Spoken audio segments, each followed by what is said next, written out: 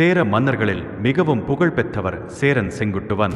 சங்க காலத்துச் சேரர்களில் இவரே மிகவும் வலிமை வாய்ந்தவராக கருதப்படுகிறார். இவரது வீரத்தையும் புகழையும் சிலப்பதிகாரம் மற்றும் பதிற்றுப்பத்து ஆகிய நூல்கள் விரிவாக பேசுகின்றன. 1. பிறப்பு மற்றும் பின்னணி. தந்தை இமயவரம்பன் நெடுஞ்சேரலாதன். தாய் சோழ மன்னன் மணக்கிள்ளியின் மகள் நற்சோணை. தம்பி இளங்கோவடிகள் சிலப்பதிகாரத்தை இயற்றியவர்.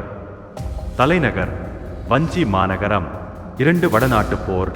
இமய படையெடுப்பு.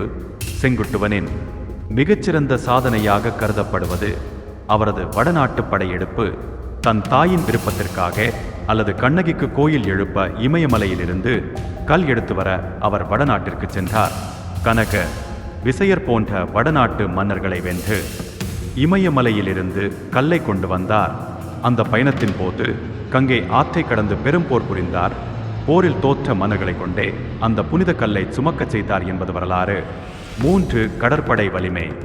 செங்குட்டுவன் மிகச்சிறந்த கடற்படையை கொண்டிருந்தார்.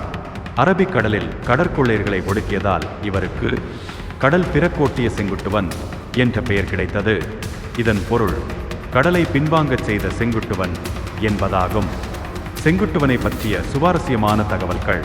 இலக்கியம். சிலப்பதிகாரத்தின் வஞ்சி காண்டம் முழுதும் இவரை பற்றியதே. ஆட்சி காலம் சுமார் 55 ஆண்டுகள் சிறப்பாக ஆட்சி புரிந்தார். இந்த வீடியோ பிடித்திருந்தால் லைக் பண்ணுங்க, சப்ஸ்கிரைப் பண்ண மறக்காதீங்க. வரலாற்றின் இன்னும் பல வீர கதைகளுடன் மீண்டும் சந்திப்போம்.